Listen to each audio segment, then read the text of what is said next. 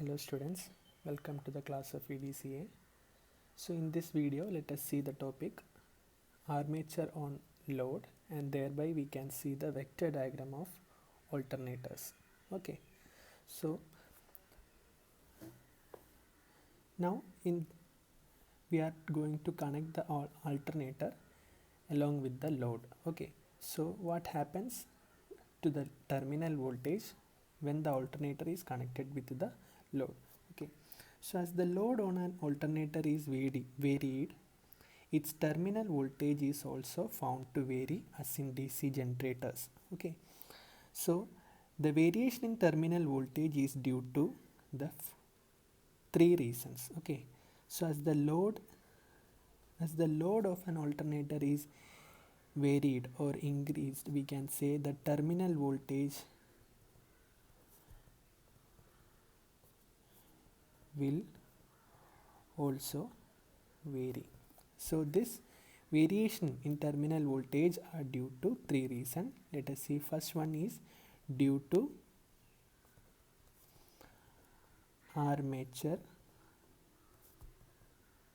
resistance Ra. Next one is due to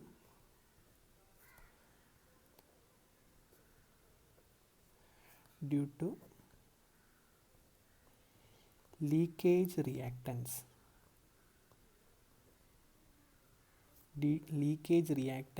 XL, and third one is due to armature reaction. Let us represent by XA.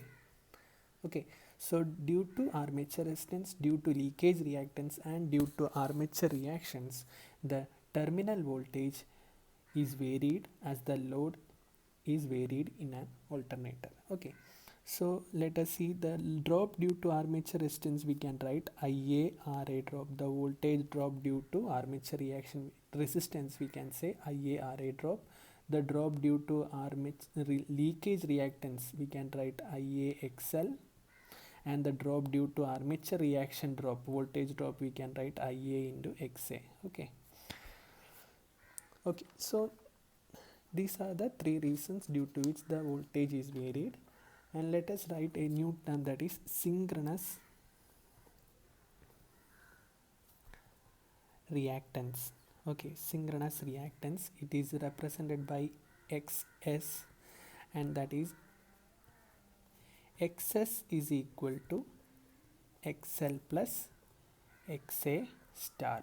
XL, that is, it is a sum of leakage reactance plus armature reactance. Okay, since that star is due to the armature reaction depends upon the type of load.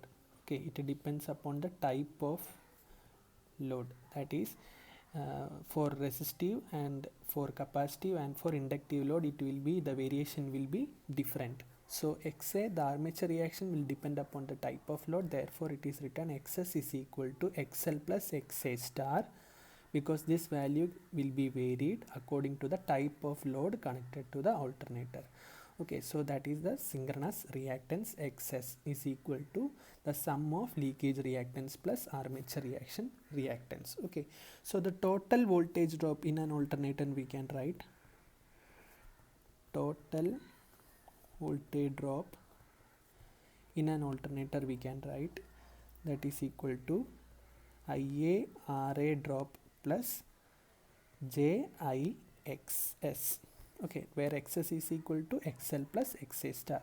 So this we can write IA into RA plus JXS, that is equal to IA, we can write RA plus XS, we can write ZS. Okay, impedance IA ZS, where ZS is known as the synchronous impedance. Okay, so now we can see the vector diagram of an alternator. Vector diagram of an alternator. Okay, so So as the alternator is an AC machine, the vector diagram depends upon the type of load connected to the alternator. So as it is an AC machine, we know there are three types of AC loads, that is resistive load, inductive load, and capacitive load. Okay, so the vector diagram depends upon the type of load connected to the alternator. So let us see for an inductive load, or it is also known as lagging load. Okay, so let's first see the vector diagram of an alternator when connected to an inductive load. Okay, so in this vector diagram we are taking the reference as the voltage vector. Okay, we are taking the reference as the terminal voltage vector V. Okay, so before that let us see the notations. That is, I am going to represent E naught as the no load induced EMF. Okay, capital E be the induced EMF after considering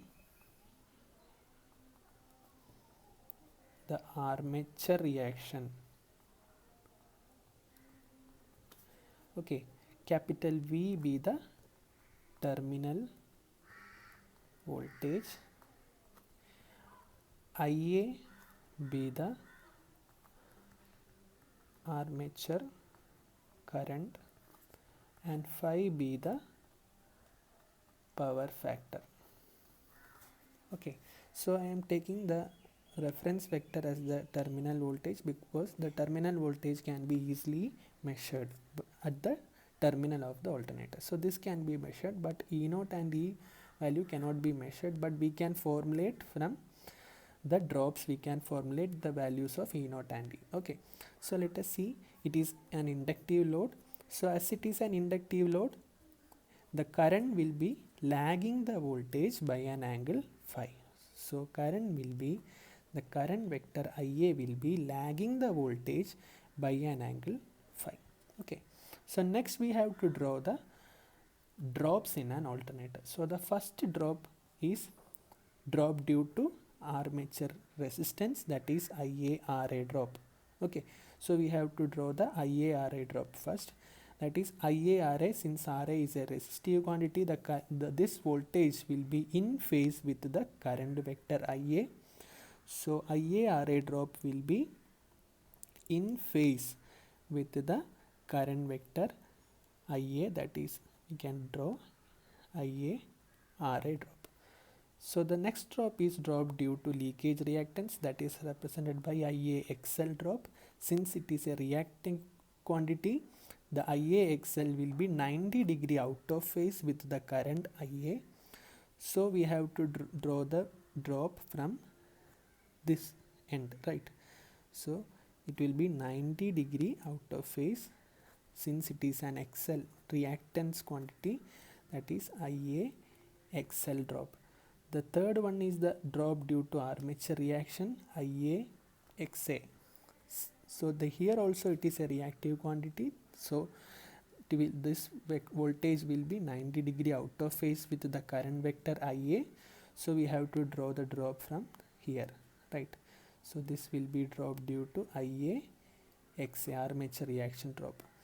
So this will be the final will be the sum will be the induced EMF E naught, no load induced EMF E naught. So even though the induced EMF is E naught is the induced EMF inside the generator, we are getting at the terminal only the voltage V.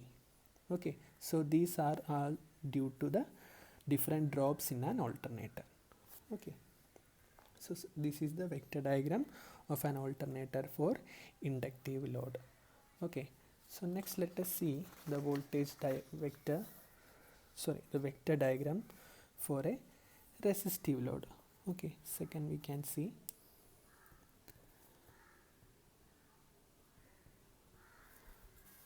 for a resistive load how will be the vector diagram. Okay, so here also we are taking the reference vector as the terminal voltage V vector. Here as it is a resistive load, the current IA will be in phase with the voltage vector. So current IA will be in phase with the voltage vector. Next we have to draw the different drops. That is, first one is IaRa drop. So IaRa drop will be in phase with the current IA. So as we are drawing the vector, so this we can, so IaRa drop is in phase with the current vector IA.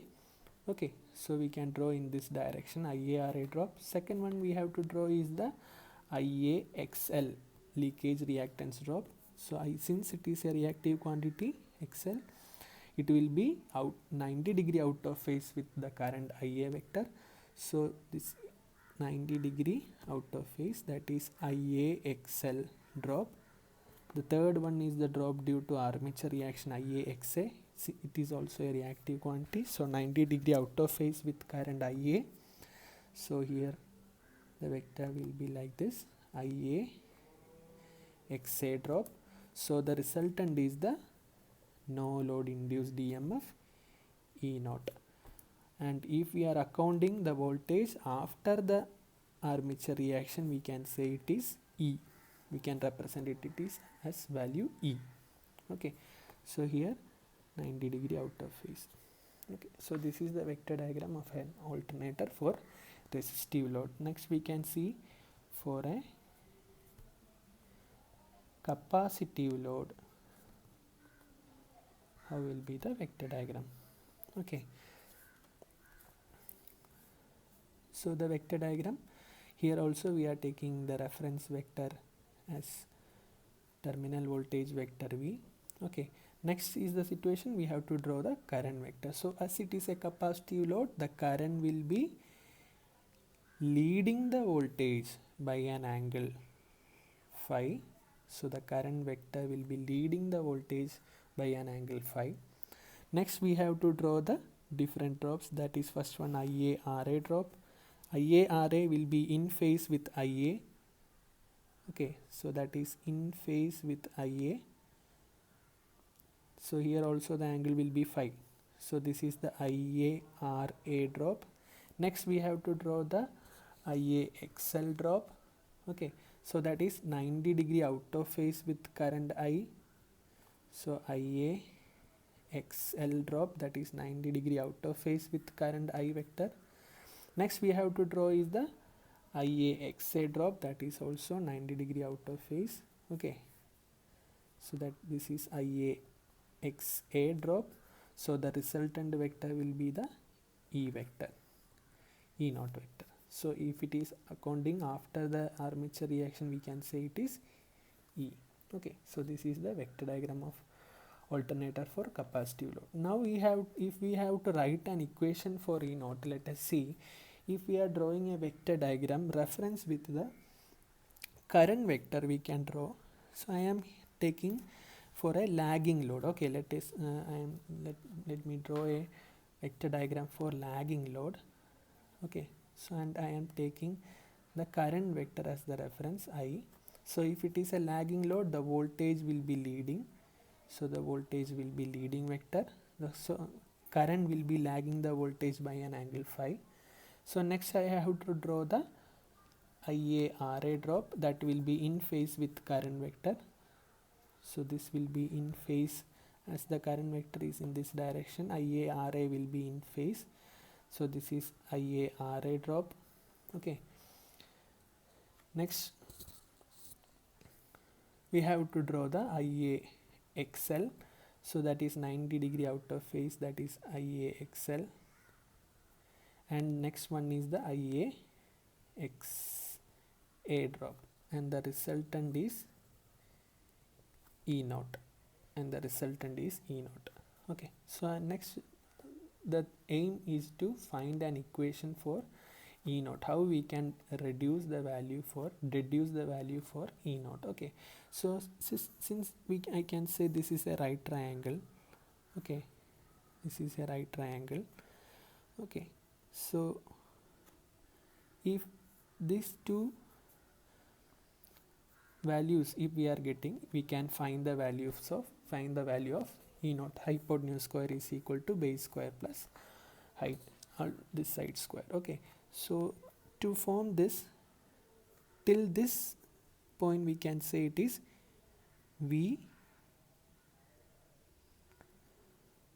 cos phi, right? Since this is an acute angle, we can say, since this point we can say this is V cos phi.